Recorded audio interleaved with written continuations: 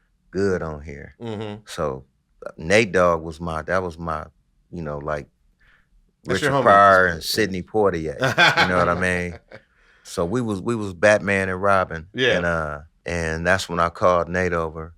And once he got there, you know, we'll smoke a joint, had some Hennessy, you know, just getting the vibe right. Yeah.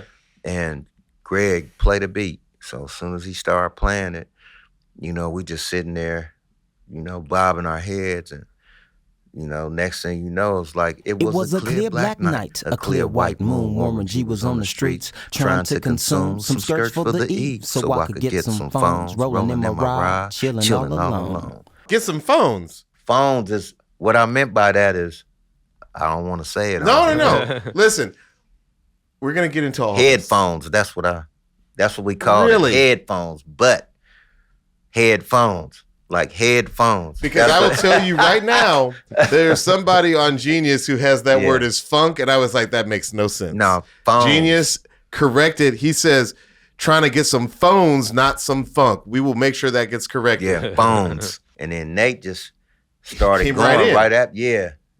Now you said something. He went off of me. He started writing. Okay. See, this is okay. So he's going off of you, and it's a real back and forth. And then I go off of what he said in his last verse. You said something when we were talking to you that blew my mind. You said that your flow on this song is a freestyle. Is that true?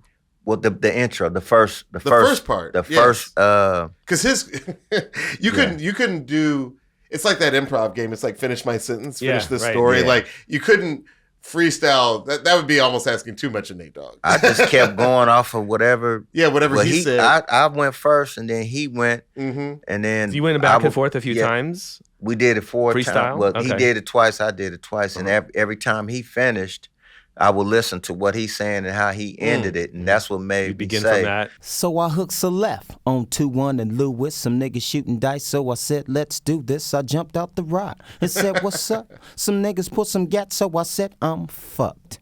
This was the dirty version. I love it. And then he started going, since these husbands. I think that's so beautiful. Yeah. You know, like there are a couple of things that are happening in this song that I think make it an absolute classic. You know, like I was saying earlier, like you can put two rappers on a song, but like half the time they're sending each other a verse. They're not in the studio together. It's not a real duet. Yeah. This felt like a duet, and it's like it's a very unique duet in the sense of like it's two bros having quite possibly the single worst night of their lives. Like, but they somehow rally and pull it. It's not through. a fun story that you're telling. Yeah. but it has. I mean, like if these are our protagonists, it does have a happy ending. It does. Yeah. I mean, like you say, some brothers shooting dice. I said, let's do this. I jumped out the ride and said, what's up? You know, like to this day, I have never asked to join the dice game of strangers based on your experience in Regulate. I'm like, that is clearly. No, you don't want to just jump in the dice game.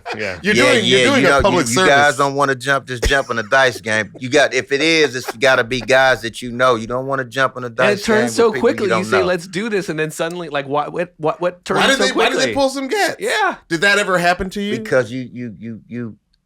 Well, no, it's guys that I know that it did happen to. You know what I mean? So I was telling the story from something that from their perspective. But I was there, but I couldn't do anything because I didn't have nothing. These dudes got guns. Yeah, I ain't got a gun. I don't have no gun. I ain't got nothing. Right. So it's like, what can I do? But get killed going out there trying to do something.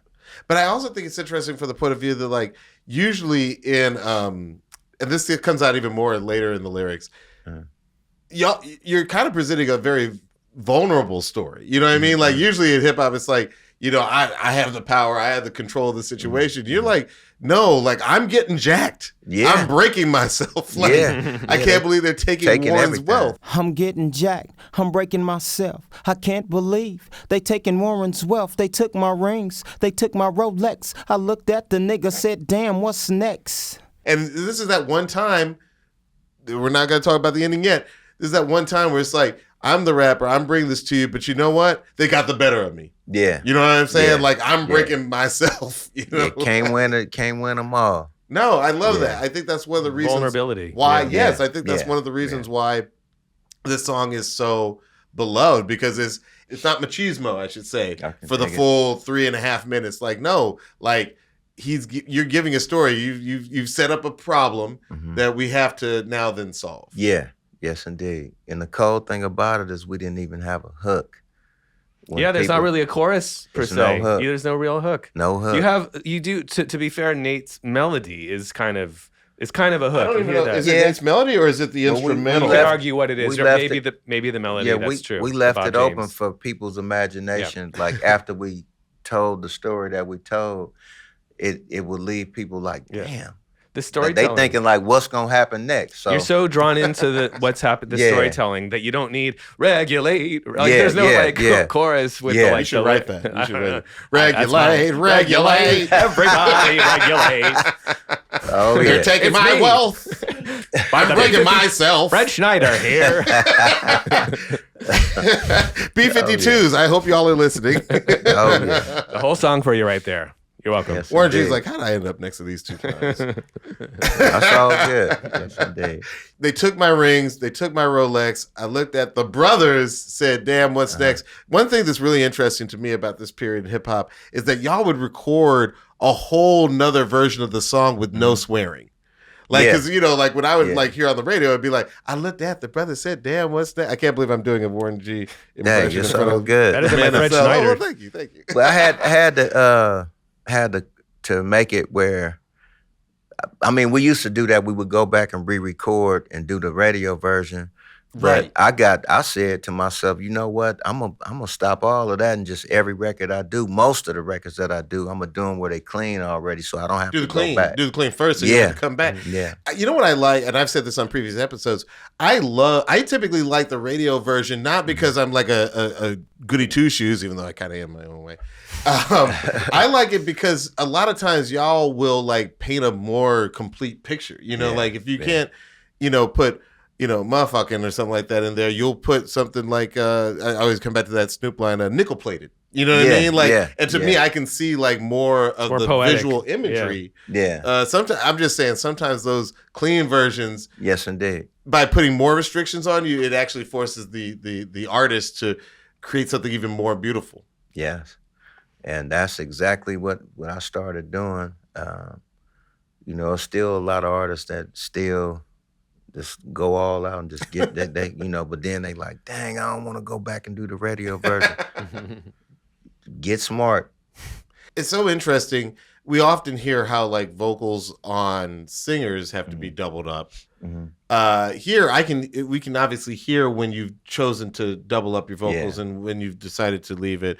Do you have a guiding philosophy on that? Like when to double, when to leave plain? It was like a part that just needed to be emphasized more. If I had wings, I would fly.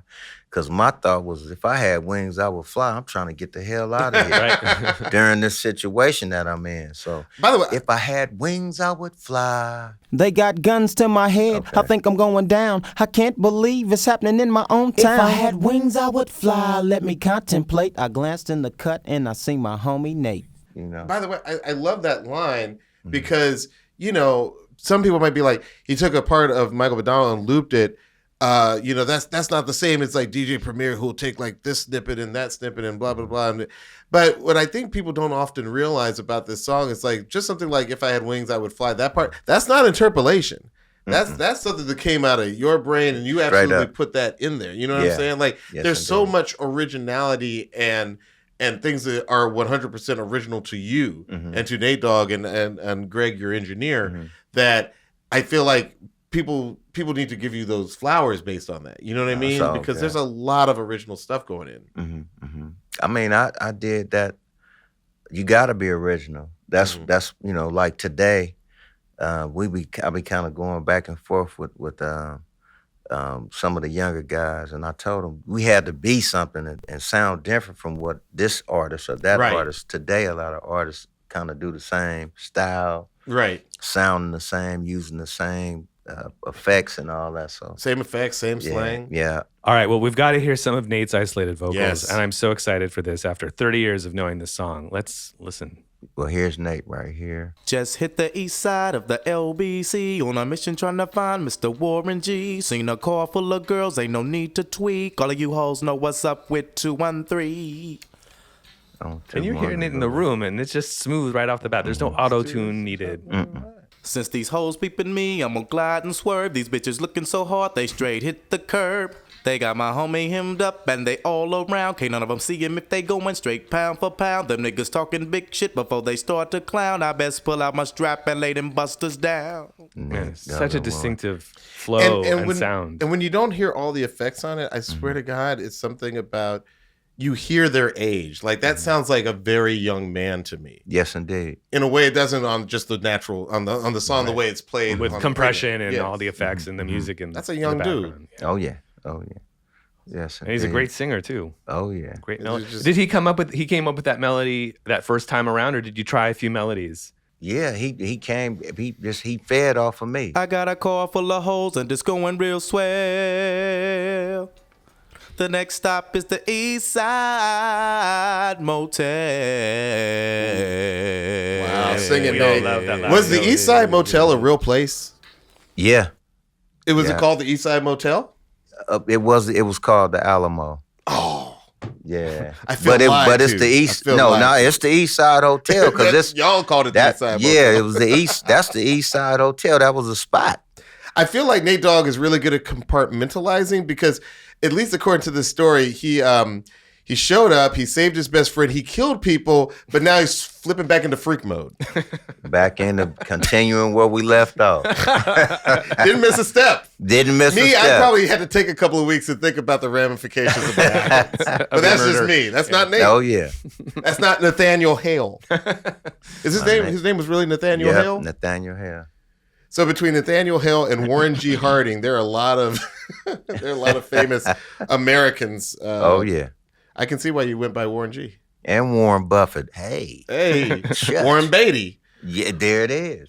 Liz Warren. Oh yeah, Warren Buffett. Show me some of those tactics, man. Yeah, man. Berkshire Hathaway. Yeah, yes, indeed. That's who you need to get in studio with. I would love. He pays. Yeah, and you do know that. Warren Buffett might be like, "Oh, hey, I'll pay you back." And be like, "You paying now, sir? Come over here, sir." And this right here, this is the Bob James sample. I was going to ask you about this. Let's hear. Okay. Quick nerd question, producer to producer. In the original, I think it's like in one channel is the melody, and in the other channel, there's this kind of funny sounding synth chord. Did you isolate the channel and you took out the right side? Is that how you got that? I just did it however it came out. Just however. I mean, because I knew what I wanted, but I'm like, you heard whatever. There it was. Yeah. You liked it. Okay. Yeah. But that is a Bob James. Bob James sample. I got it cleared. It was a lot, but you got it cleared. Did you pay a flat fee? Because I noticed his name's not in the publishing, in the writing credits. Def Jam, they took care of all of that stuff. Even with the Michael McDonald sample, they took care of it, and it was cool. And the cool thing about it is that the Doobie Brothers and Michael McDonald, they didn't try to take all the publishing. Yeah. I got 25% of the record. Nate got 25%. Nate and Death Row had 25%. The Doobie Brothers had 25%, and Michael McDonald had 25%. So the one record changed a lot of lives, and a lot of guys getting checks still. Mm-hmm. You know, they still getting and it helped Michael McDonald. When he do that record, everybody know it now. As far as like the younger people who may not know him, but when they hear it and they like, damn, that's where he got that from. You know what I mean? Right. Has he personally shown you a lot of love? Man, super love.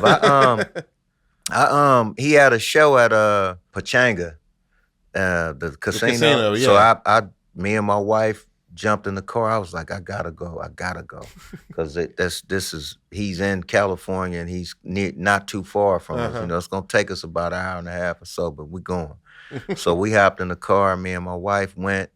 I hope when you jumped out of the car, you didn't say, "What's up?" No. Bad history of that. No, I went right. We went and paid, got in, and I made sure I paid to get right in the front. So I seen some of his folks. I got there early too, so before it started. So I seen a guy walking. I said, "Hey, what's up, man? It's Warren G. Can you tell Michael McDonald that I'm here and I want to meet him?" But I have met him before. We bumped heads in New York and just was like, "Hey," and we hit keeping it moving. But this was different. Where he was like, I really want to thank you, Warren, for redoing my music, and my son, he loves your version better than mine. And so we had a good time. I got it on film. I filmed this. I got to find it in my phone. But we had a really good conversation.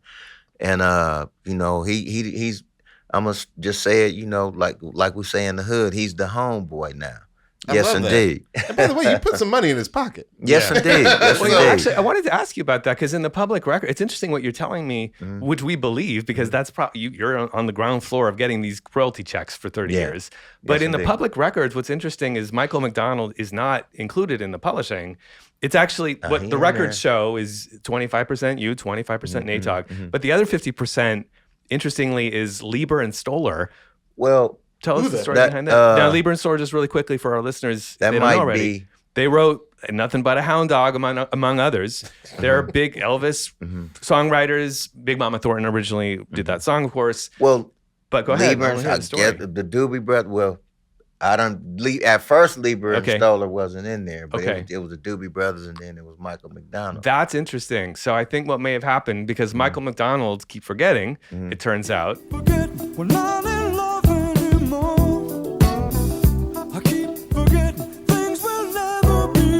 Is actually an interpolation of this song. I keep forgetting you don't love me no more.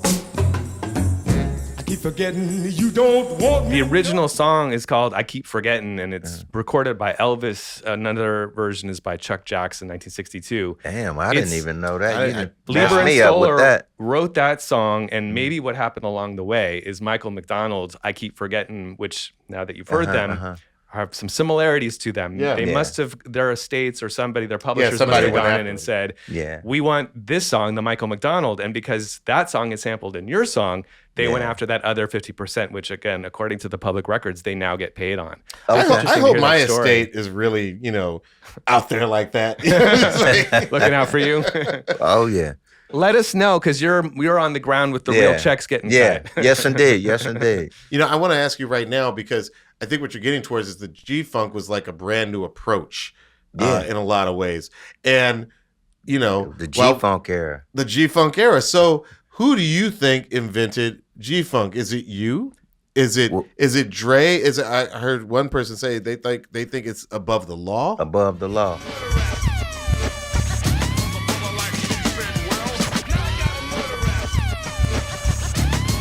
Actually, they took me in, and that's when I became a part of G-Funk.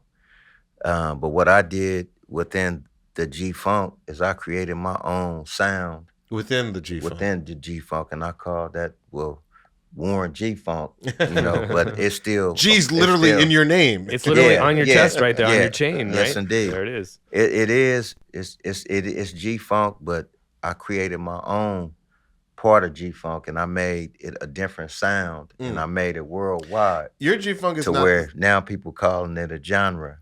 Absolutely. Yeah. Another good G word. Another good G word. Yeah. It's probably my favorite, like Too Short says, "What's your favorite word?" I used to literally scream out, "Genre!" Because I thought it was a call and response. I'd be like, I did. That's a true story. I used to yell, genre. Genre. It is I know what you're supposed to yell when Too Short says. It sounds like that. it's in France somewhere. Genre. Genre. They're like, kick the nerd out the party. But you can't, because I was DJing the party.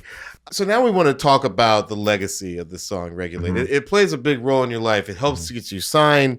It's a big hit. It sells this soundtrack. It leads to your solo album, which just does big numbers. I'm talking about, and it's a great album, by the way. Like, we haven't really dove into the second single, This DJ, which I could do a whole nother episode of this podcast about. Great song. Listen to the G-Dub sound. Pioneer speakers bumping as I speak on the pound. I got the sound for you, and it's easy to see that this DJ I also want to just call out the song Super Soul Sis. To this day, I was driving through Inglewood literally yesterday, and I was like, I feel like hearing Super Soul Sis. I think it's one of those album cuts that maybe not all of our listeners know, but I would ask them to go back and listen to Super Soul Sis. Well, it's the super, the duper, the land cruising trooper. Tick Shack said time, they hang on my rhyme like Mr. Cooper. I'm taking You produced that song. Yes, indeed. And who's the lady rapper? That's Josh Skills. Yeah, She met her kills at Cal State. Cal State Long There was Beach. something in the water at Cal State because that song, her flow is great. That's a great song. Yeah. She was actually in a cipher, and I just heard her and I asked her, I said, I'm working on my album and I want you to get down. And played the beat for her right there out of my car and left her a tape. And then I told her, go ahead and write and let me know when you're done. So she not hurried up, but hit me a couple days later. I had the studio time booked. She came in and I knew it was a banger when she started off and she said, well, it's the super, the duper, the land cruising trooper. I was like, oh, you're like, God. I chose correctly. Yeah. Yes, indeed. All right. Well, Warren, what do you think is the legacy of Regulate? Chords, strings, we brings, Yes. melody, G-funk, where rhythm is life and life is rhythm. We did have one question. You say the rhythm is the bass and the bass is the treble. Please. Well, Nate said that part. Rhythm is the bass and the bass. I need a little help understanding this. Well, that was Nate. Y'all were guess he freestyling. was. He might have freestyled that part right there, but he may have been talking about his voice though. Oh, wow. The rhythm is the Bass bass. is the treble. See, you try to do the lip quiver. He's got the vibrato. No, he's got the distinctive vibrato. But I'm talking about the vi- specifically yeah. like his lip would like. Yeah. I'm thinking about. That's how he makes I'm it thinking- happen. That's thinking- Nate. I'm thinking about y'all's St. Ides commercial, which he was in profile. We saw that commercial, and he was like, "Went to the corner store, you know what I'm looking for, St. Ides." Yeah. And like everybody I know who tried to sing, because I was in an a cappella group at the time, we all tried to get that little the lip chin quiver thing. like that. It's the whole chin, actually. Yeah. Yeah, it's the whole thing. Just hit the corner store, you know what I'm looking for, St. Ides. That's from the church. I was gonna ask. That seems like a church thing. Yeah. Yes, indeed. That's from the church. Because he sang in church. Yeah, his mother is really good. That's who taught him. His mother. But I really appreciate the fact that you like some of the artists of today. You're not one of these people who's like, I like "Oh man, these Sexy artists Red. today suck." We were the only good generation. Like I like we don't sign up Glorilla, for that. Sexy Red, Lotto, It's a lot of 21 women, Savage. Megan. By the way, Megan Megan Thee Stallion. she name checks you on a recent song. Because it can't be me. You know I pull up, shoot a movie like it's AMC. How can I cater to these niggas, but I love some beat. I got to regulate these niggas like I'm Warren G. That was dope. That's the second time she done something that like a shot at to me, not at me, but a shot to me. Big A deal. shot to Shout me out- because shout she out did to a Warren. Regulate freestyle. Oh, that's right, on Power Regulate. 106. Yeah, that was dope. You know, and honestly, I feel like she might be listening to the podcast. So, Megan, if you're listening, we got Warren's contact Yes, info. indeed. Reach out Yes, and like indeed. let's build this bridge. talent. She'll sound really good up under my music. Period, guaranteed. Yes. That sounds great. Warren G, thank you so much for joining us today Thank you, on sir. One Song. Where can people find you on social media? You can find me at Warren G on Instagram, Warren G on Facebook, Warren G on TikTok. Just Warren G, Regulator on X and warreng.com.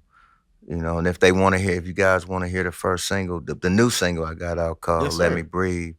That's a really great record too, and it's a bridge and a gap record with the new generation combined with my era. Yeah. Mm-hmm. And we need more of that. Yes, indeed. Thank you so much, sir. Man, thank you for guys coming for on the having show. me.